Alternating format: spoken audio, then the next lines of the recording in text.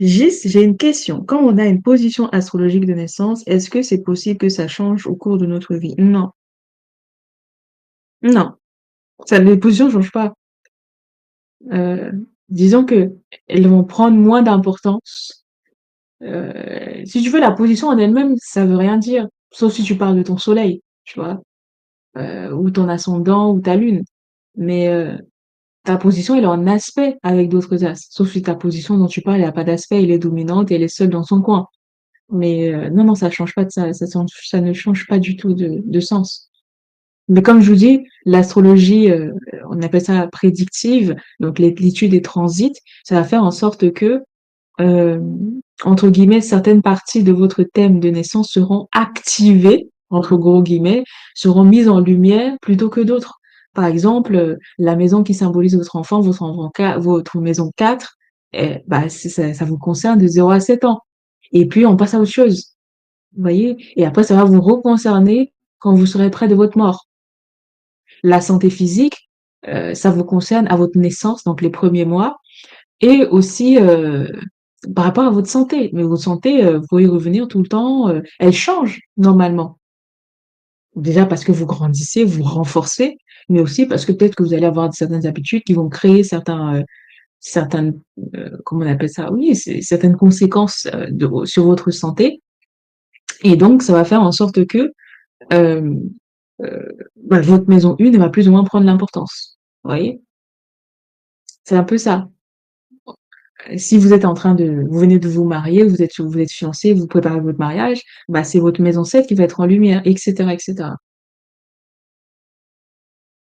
Et après, on va passer à autre chose. Donc, et plus elle fait de liens, en fait, c'est la maison qui concerne, par exemple, un domaine, une phase par laquelle vous passez, qui va être en lumière. Et quand elle est en lien avec les d'autres maisons, d'autres astres aussi, naturellement, parce qu'ils sont tous dans des maisons, bah, en fait, elle va aussi illuminer celle-là. Tu vois ou pas? C'est la meilleure réponse que je puisse te donner à 1 heure du matin. J'espère que c'est clair. Par exemple, si je travaille sur les positions de Pluton dans mon thème, est-ce que ça peut changer? J'ai beaucoup de Pluton et ça a assez détruit ma vie.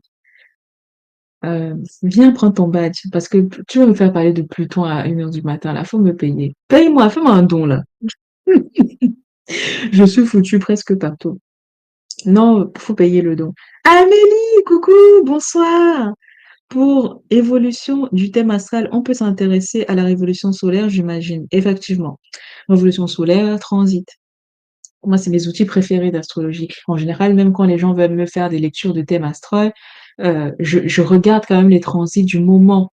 Je fais un thème astrologique, je dresse un thème du moment où ils m'ont écrit pour savoir un peu, je compare à leur thème de naissance pour savoir où est-ce qu'ils en sont, quel est ce par quoi ils passent et quel est ce par quoi qu'est-ce qui les emmène, vous voyez? Et, euh, et en général, même si les gens veulent mentir, tu sais quoi. Tu as une idée, parce que c'est symbolique, mais tu as une idée de ce qui les amène, de ce par quoi ils passent, en fait. Et c'est là où l'intuition, justement, va te permettre d'affiner l'idée que tu as. Parce que quelqu'un qui a une conjonction, par exemple, qui a le soleil qui va s'opposer à Pluton, ça peut autant signifier qu'il va faire une crise cardiaque, qu'il a des problèmes de cœur, il va rompre avec son mec. Vous voyez? Mais c'est là où l'intuition, justement, les signes et tout que tu reçois vont te dire, ah, je pense que c'est plutôt le truc avec son mec. Tu vas encore vérifier parce qu'en général, quand tu as une intuition, bah, si tu la vérifies astrologiquement, elle se superpose à à d'autres signes, à d'autres indices, et donc tu vas plus savoir. Vous voyez? C'est pour ça que moi, personnellement, l'astrologie que j'adore, c'est l'astrologie horaire. J'adore ça. C'est vraiment